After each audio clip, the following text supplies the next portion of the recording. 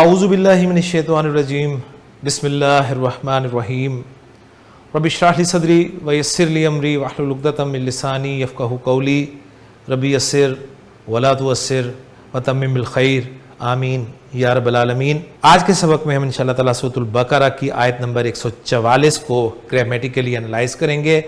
آیت آپ سکرین پہ لکھی ہوئی دیکھ رہے ہیں۔ چلتے ہیں اس آیت میں استعمال ہونے والے پہلے جملے کی طرف۔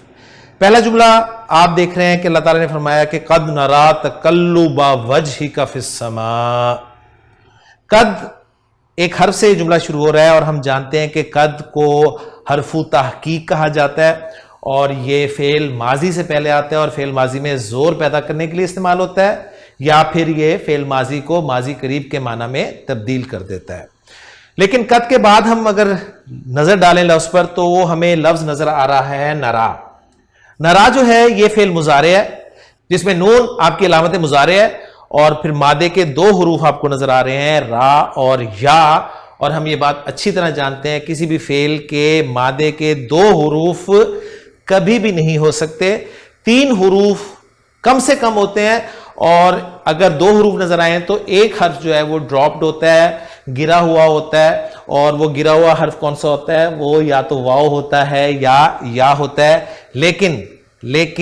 لیکن یہاں پر کیس ڈیفرنٹ ہے، یہاں پر اصل میں حمزہ جو ہے وہ گرا ہوا ہے، تو یہ فعل جو ہے اس کا مادہ ہے جی را، حمزہ اور یا۔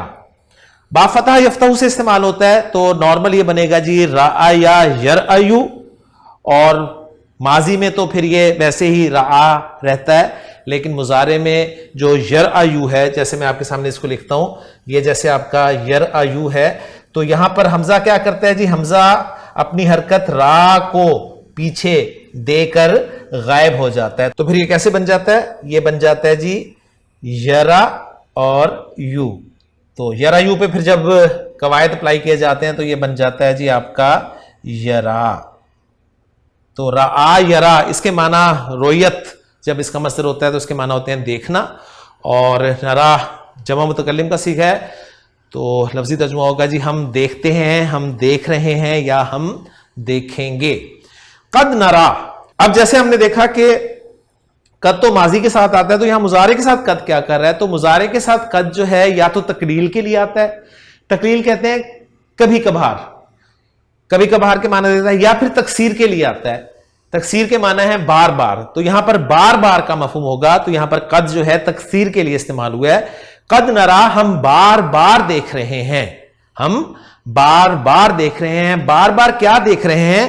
تقلبا، تقلب دیکھ رہے ہیں بار بار۔ یہ تقلب کیا ہے؟ ذرا اس لفظ کو دیکھ لیں خان صاحب کی ڈکشنری میں، یہ لفظ آپ کو باب تفاعل سے نظر آ رہا ہے، تقلبا یتقلب تقلبا۔ اس کے معنی ہے کسی چیز کا خود بار بار پلٹنا یا گھومنا پھرنا، اور آیت کا ریفرنس بھی خان صاحب نے یہ دیا ہے کہ قد نرا تقلب وجہک فی السماء۔ اب یہاں پر تقلبہ جو ہے یہ منصوب استعمال ہوا ہے تو مفعول بھی ہے، اور تقلب کا لفظ الف لام کے بغیر ہے اور تنوین بھی نہیں آ رہی، تو ظاہر بات ہے یہ مضاف بنے گا۔ کنفرم کریں گے جب اگلا اسم ہمیں مجرور نظر آئے گا، تو وجہ ہی کا لفظ جو ہے یہ ہمیں مجرور نظر آ رہا ہے، اسے ہم مضاف الیہ بنا لیں گے، لیکن فردر یہ مضاف بن رہا ہے کیونکہ وجہ لفظ پر بھی نہ تو الف لام ہے اور نہ ہی تنوین ہے، اور کنفرم ہم کر دیں گے کاف کی ضمیر، جو ضمیر مجرور متصل ہے وہ اس کا مضاف الیہ ہوگا۔ تو یہ ایک پیچیدہ مرکب اضافی کنسٹرکشن جو ہے آپ کی بنی ہے، تقلبہ وجہی کا، یعنی آپ کے چہرے کا پلٹنا۔ قد نرا تقلبہ وجہک فی السماء، اے نبی صلی اللہ علیہ وسلم ہم بار بار آپ کے چہرے کا پلٹنا دیکھ رہے ہیں، اور چہرے کا پلٹنا کس طرف ہے؟ فی السماء، یعنی آسمان میں۔ تو یہ فی السماء کو ہم متعلق کر دیں گے تقلب مصدر کے، کیونکہ ہم جانتے ہیں کہ جار مجرور جن 8 چیزوں کے متعلق ہو سکتا ہے اس میں ایک جو ہے وہ مصدر بھی ہے۔ تو الحمدللہ ایک جملہ ہمارا مکمل ہو گیا کہ قد نرا تقلب وجہک فی السماء، اے نبی صلی اللہ علیہ وسلم ہم بار بار آسمان میں آپ کا چہرے کا پلٹنا، یعنی آسمان پر آپ کے چہرے کا پلٹنا دیکھ رہے ہیں۔ تو الحمدللہ پہلا جملہ ہو گیا جی. اگلے جملے کی طرف چلتے ہیں. اگلا جملہ ہمارا ہے فَلَنُوَلِّيَنَّكَ قِبْلَةً تَرْضَاهَا. فا جو ہے اس کے بارے میں کہا گیا کہ جی فا عاطف ہے, اس کے بعد آپ کو ایک لام نظر آ رہا ہے اور لام زبر کے ساتھ ہے اور ساتھ ہی نون ثقیلہ بھی نظر آ رہا ہے. دیکھ لیجئے, تو لام اور نون ثقیلہ جب بھی ہوتا ہے تو ہم جانتے ہیں یہ فعل مضارع کا تاکیدی اسلوب ہے. یہ لام جو ہے یہ ایک قسم کے جواب میں آتا ہے, ذہن میں رکھیے گا. یعنی ایک قسم جو ہے محذوف ہے اور اس کے جواب پر یہ لام داخل کیا جاتا ہے اگر فعل مضارع میں تاکید ہم نے پیدا کرنی ہوتی ہے. تو باقی بچا جی نولینا, یعنی نولی یا بچا باقی, جس میں نون جو ہے وہ آپ کی علامت مضارع ہوگی, یعنی جمع متکلم کا صیغہ ہو گیا, اور وہی مادہ واو لام یا بار بار جو ہمارا چل رہا ہے پچھلی آیت سے. تو ولا یا یولی یو نارمل, اور چینجز کے بعد ولا یولی. جمع متکلم کا صیغہ تھا جی نولی یو اوریجنلی, اور جب اس کے ساتھ نون ثقیلہ لگایا جاتا ہے تو ہم جانتے ہیں کہ جو پیش والے 5 صیغے ہیں ان کی پیش کو زبر سے تبدیل کر کے پھر نون ثقیلہ کا استعمال کیا جاتا ہے. تو یہ نولی یننا بن گیا. کلیئر ہو گیا؟ نولی یننا فعل اور فاعل ہو گیا, اور کاف جو ہے یہ مفعول ضمیر منصوب متصل فاعل آ گیا. اب یہ ولا یولی کے ایک معنی ہے جی والی بنانا. تو اگر ہم یہ ترجمہ اس کا کریں گے کہ ہم آپ کو ضرور بضرور والی بنا دیں گے, ٹھیک ہے, اور اگر قریب کرنا کے معنی کریں تو ہم ضرور بضرور آپ کو قریب کر دیں گے. اچھا, اب دونوں صورتوں میں دوسرا مفعول چاہیے جی.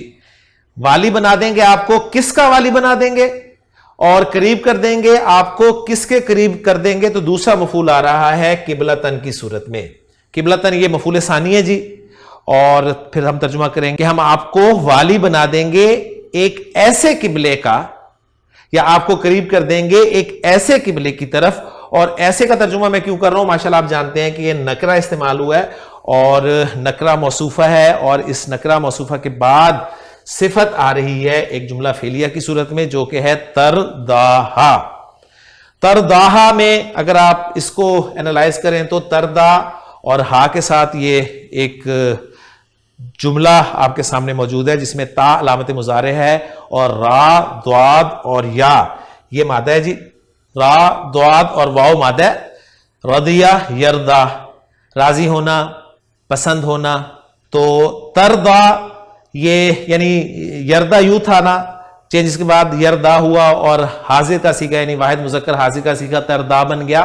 تردا ہا فعل فاعل اور مفعول بہ, یعنی تو راضی ہے اس سے, تو پسند کرتا ہے اس کو. تو اس کو ہم قبلہ کی صفت بنا دیں گے, ایسے قبلے کی طرف ہم آپ کا رخ کر دیں گے جس سے آپ پسند کرتے ہیں, یا ایسے قبلے کا ہم آپ کو والی بنا دیں گے جو آپ کو پسند ہے. تو ترداہا جو ہے یہ جملہ فعلیہ خبریہ ہو کر صفت بن رہا ہے قبلہ کی, اور ہم جانتے ہیں کہ جب جملہ صفت بنتا ہے تو اس جملے میں ایک ضمیر ایسی ضرور ہونی چاہیے جو آیت کا کام دے. تو آیت کا کام دینے کے لیے یہ ہا کی ضمیر موجود ہے جو قبلے کی طرف جا رہی ہے اور بالکل متعلق ہے اس سے یعنی جنس اور عدد میں. تو الحمدللہ یہ جملہ بھی ہمارا مکمل ہو گیا, اور فا کو ہم نے عطفہ قرار دیا تھا تو اس جملے کو ہم عطف کر دیں گے پچھلے جملے پر. اس کے بعد اگلا جملہ ہمارا آ رہا ہے فولی وجہک شطر المسجد الحرامی. یہ جو فا ہے, اس فا کے بارے میں گرامر والوں نے لکھا ہے کہ جی فا فصیحہ ہے, اور فا فصیحہ اس فا کو کہا جاتا ہے جو ایک محذوف شرط کے جواب پر داخل ہوتی ہے. یعنی ہم جانتے ہیں کہ جملہ شرطیہ جب استعمال ہوتا ہے نا تو اس کا ایک حصہ شرط ہوتا ہے, دوسرا جواب شرط ہوتا ہے جسے جزا بھی کہتے ہیں. تو جواب شرط پر جو فا داخل ہوتی ہے نا اسے ہم فا جزائیہ کہتے ہیں.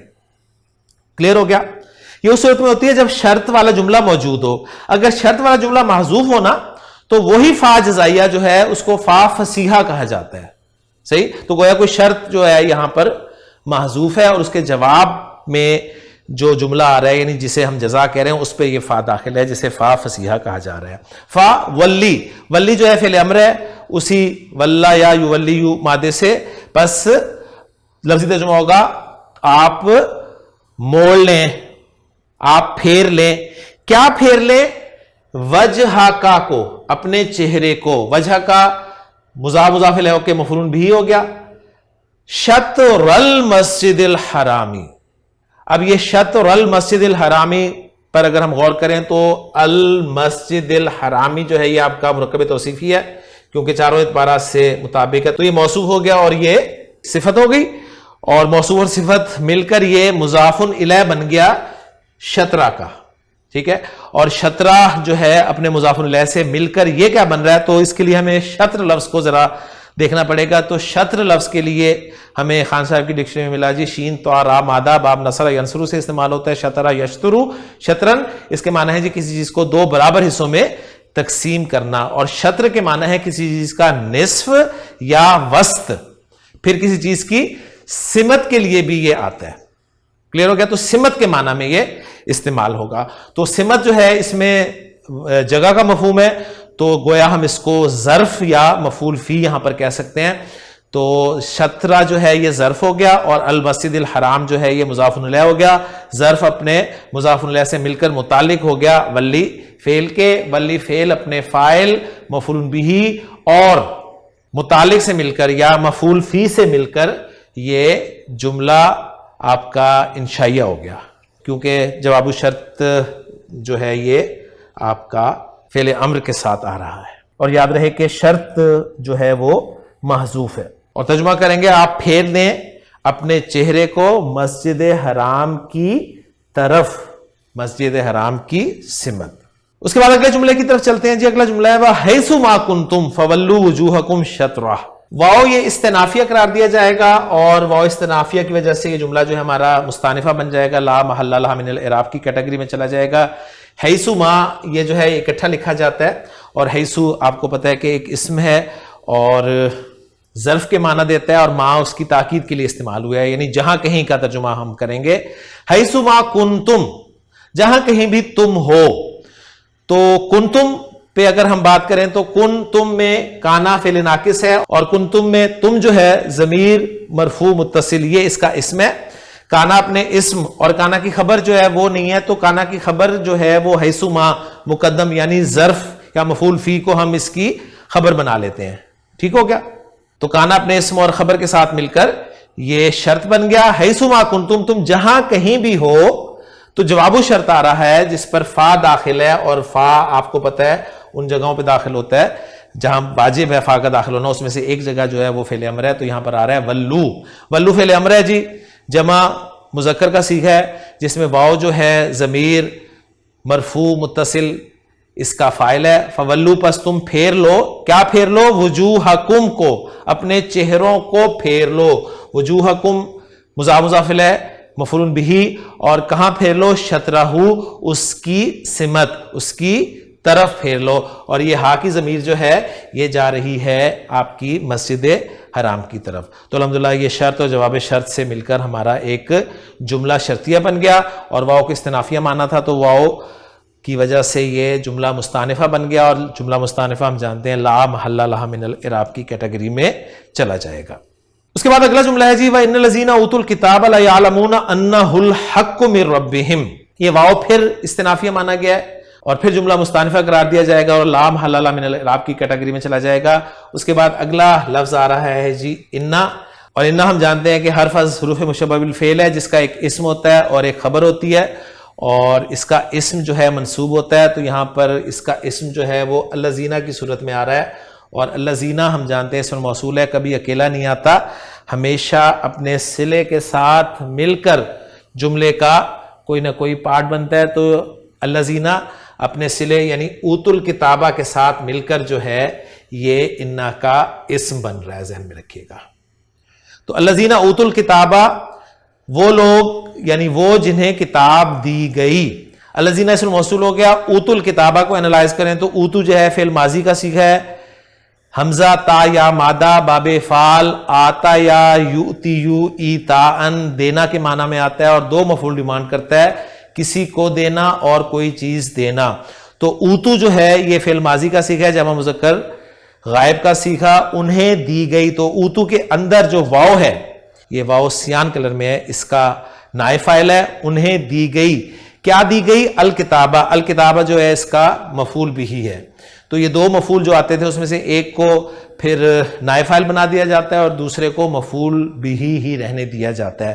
تو اوت الکتابہ جو ہے جملہ فعلیہ فعل نائب فاعل اور مفعول بہ سے مل کر یہ صلۃ الموصول بن رہا ہے الذین اسم الموصول کے لیے، اور الذین اسم الموصول اپنے صلے کے ساتھ مل کر یہ انا کا اسم بن رہا ہے۔ اور یہ جو جملہ صلۃ الموصول ہے اس میں ایک ضمیر ہونی چاہیے آیت کے طور پہ، تو اوتو میں جو واو ہے نا ضمیر، یہ آیت کا کام دے رہی ہے جو اللہ زینہ کی طرف لوٹ رہی ہے، اور ہم یہ بھی جانتے ہیں کہ صلۃ الموصول کا کوئی اعراب نہیں ہوتا، تو لا محل لہ من الاعراب کی کیٹیگری میں یہ چلا جائے گا۔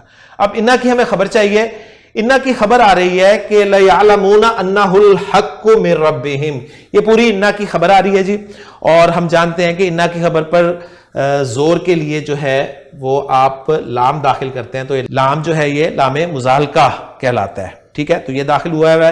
یعلمون یا علامت مضارع ہے، عین لام میم مادہ ہے، واو سیان کلر میں اس کا فاعل نظر آ رہا ہے، اور نون جو ہے یہ نون اعرابی ہے۔ یقیناً وہ جانتے ہیں، کیا جانتے ہیں؟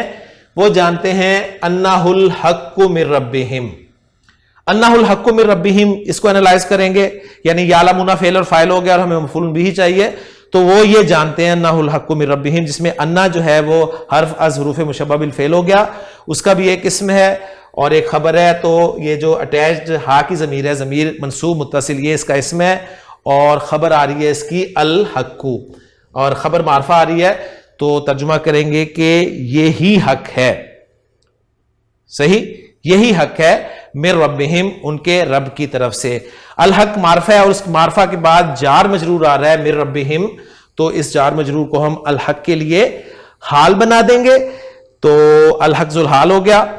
بہرحال انا اپنے اسم اور خبر کے ساتھ مل کر، ہم یہ بھی اچھی طرح جانتے ہیں کہ کبھی بھی جملہ نہیں رہتا بلکہ مفرد کی تعویل میں تبدیل ہو جاتا ہے، یعنی مصدر کی تعویل میں ہم اسے بدل دیتے ہیں، اور مصدر کی تعویل میں ہو کر پھر اس کو ہم محلن استعمال کرتے ہیں، تو ہمیں چاہیے تھا مفعول بہ یعلمون کا، تو وہ ہمیں مل گیا جی محلن منصوب انہ الحق من ربہم، ایک مصدر کی صورت میں، اور علم یعلم دو مفعول چاہتا ہے، ذہن میں رکھیے گا، تو یہ پورا جملہ جو ہے دو مفعولوں کے قائم مقام ہے، تو گرامر کی کتابوں میں آپ کو یہ بھی لکھا ہوا ملتا ہے کہ یہ قائم مقام دو مفعولوں کے ہے۔ تو الحمدللہ جی اس جملے کا بھی انالیسس ہو گیا کہ انا اپنے اسم اور خبر کے ساتھ مل کر جملہ اسمیہ خبریہ ہو گیا، اور واو کو استنافیہ قرار دیا تھا تو جو مستانفہ جملہ ہو گیا، اور لا محل لہ من الاعراب کی کیٹیگری میں چلا گیا۔